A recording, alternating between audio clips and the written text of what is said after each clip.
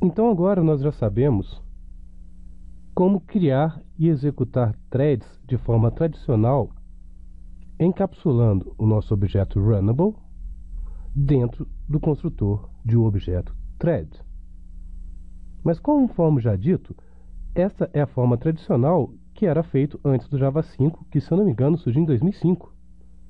De lá para cá, a recomendação é que nós possamos usar diversas outras classes fornecidas pela API para facilitar a vida do desenvolvedor, tendo em vista que a programação multithread é muito propensa a erros e algumas armadilhas, principalmente os iniciantes, podem cair, tornando a depuração para tentar encontrar algum erro muito tediosa. Então, eu vou mostrar para vocês agora qual que é a forma sugerida atualmente para criarmos e executarmos threads, e a partir disso, grande parte dos próximos exemplos serão executados com a forma sugerida atualmente. Em alguns exemplos, eu vou mostrar as duas formas para vocês, de forma didática, para vocês mesmos poderem chegar à conclusão se compensa ou não ainda continuar utilizando a forma tradicional ou se compensa usar a forma sugerida que está sendo incorporado desde a versão do lançamento do Java 5. Assim, eu vou fechar aqui, vamos abrir a segunda parte. Então, é o mesmo exemplo, vou dar uma repassada rápida. O que vai mudar não é mais a classe printTask, e sim a classe taskExecutor. Então vamos começar pela printTask novamente, ela não muda. Então o objetivo da printTask é simular uma tarefa que vai ser executada concorrentemente. Portanto, nós precisamos implementar a interface Runnable, que nós já vimos define apenas um método, que é o método Run, que vai ser implementado com o conteúdo da ação que vai ser executado concorrentemente.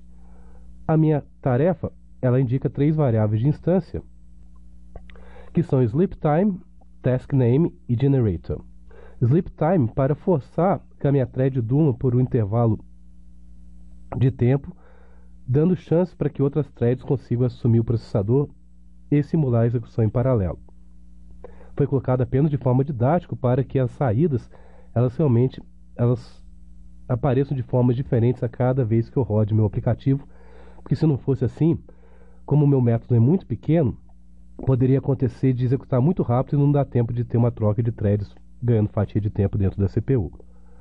Também criamos uma variável do tipo string apenas para indicar o nome da thread, thread 1, thread 2, thread 3, para facilitarmos a depuração da nossa saída, e criamos uma variável do tipo random para gerar um número aleatório entre 1 e 5, entre 0 e 5, para podermos assim determinar o tempo com que cada thread vai dormir de forma aleatória. Alguém pode estar perguntando, por que você está usando random e não math.random? Sim, nós temos essas duas possibilidades para gerar números aleatórios em Java. Uma é através do método estático random da classe math, que vai gerar um número aleatório entre 0 e 1, um double entre 0 e 1. Eu gosto mais de usar a classe random, principalmente porque ela permite eu fazer conversão para vários tipos possíveis. Ou seja, eu posso fazer um gerador que vai, por exemplo, de 0 a 5 e obter, por exemplo, um int sem fazer o casting. Então, quando eu dou next int, ele já gera um número aleatório, converte para inteiro para mim e atribui para onde que eu quero. Se eu quisesse um double, eu poderia dar next double, geraria um número aleatório, já retornaria um double. Ou seja, quando eu uso a classe random, eu já tenho uma série de métodos que permite eu, por exemplo, retornar um valor dentro de um tipo que eu já estou querendo como saída.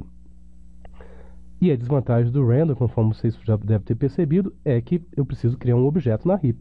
Então, em questão de performance, é um pouco mais lento do que usar o método random estático que pertence à classe e, portanto, não necessita de um objeto.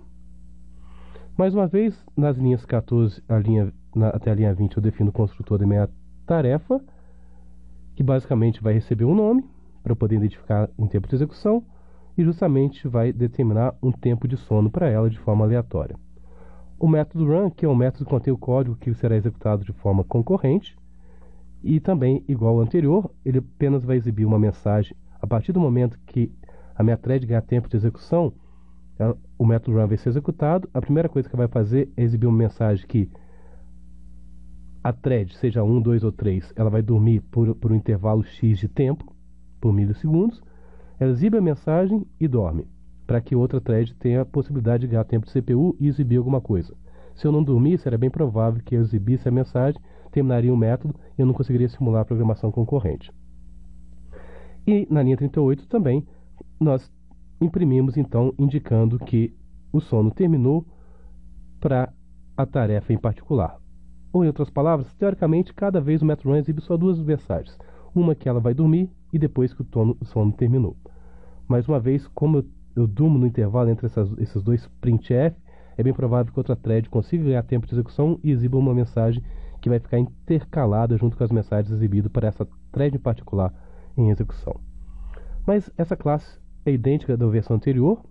A diferença aqui que eu queria mostrar para vocês é a forma sugerida atualmente de criarmos thread e executarmos. Então, nós instanciamos os nossos runnables da mesma forma, como anterior, passando o nome para cada um para que possamos identificar. Uma mensagem que está iniciando a minha execução. A diferença basicamente está aqui agora. Em vez de eu criar thread x é igual a new thread e passar como parâmetro para o meu construtor new runnable, eu vou usar a classe executeService, que é obtida através do método estático newCastThreadPool da classe executors. Ou, em outras palavras, basicamente essa linha eu tenho que ganhar um thread executor, que é a partir desse objeto que eu tenho um método execute, que vai realmente chamar as minhas threads, que vai invocar o método run em cima das minhas threads e startá-las. Vale a pena salientar aqui, então, que eu não vou usar diretamente a classe thread. Se você fosse abrir o código-fonte de executeService e de alguns outros objetos da API, vocês vão ver que debaixo dos panos ele acaba usando a classe thread para você. A vantagem aqui, basicamente, é que o próprio Java, quando eu trabalho com essas classes, vai criar um pool de threads de forma a otimizar a performance do meu aplicativo, pois toda vez que eu precisar de uma thread, eu posso reutilizar uma já existente no meu thread de pool e talvez não precise criar uma nova, aumentando o meu desempenho. Todo esse conceito de pool de threads é feito automaticamente pela API da linguagem. No final, eu chamo o método shutdown para indicar que o meu pool de threads não deve executar nenhuma tarefa a mais, além das 3 que já foram executadas. E conforme vocês viram também, no final apenas indico uma mensagem que minha thread principal main ela terminou. De novo, eu não tenho a garantia que essa linha vai ser exibida apenas após as execuções dessas aqui. Isso vai depender de quem terminar primeiro. Quando eu chegar nesse ponto aqui, nesses 3 pontos aqui, essas 3 threads estarão no estado runnable. Vai depender agora do meu sistema operacional se vai alocar fatia de tempo ou não para cada uma delas e qual a ordem que isso vai acontecer. Então, mais uma vez, na hora que eu executar, as saídas vão ser diferentes a cada vez que eu executar. Então, a primeira vez que eu executei, vamos lá. Observe que o método main terminou, depois a tarefa 1 foi a primeira a ganhar, depois a tarefa 3, depois a tarefa 2, ou seja, não foi sequencial, embora eu tenha instanciado tarefa 1, 2 e 3 na sequência. 1, 2 e 3 na sequência, o primeiro que a ganhar tempo de CPU foi a tarefa 1, a segunda a ganhar tempo de CPU não foi a tarefa 2, e sim a tarefa 3, conforme vocês podem ver.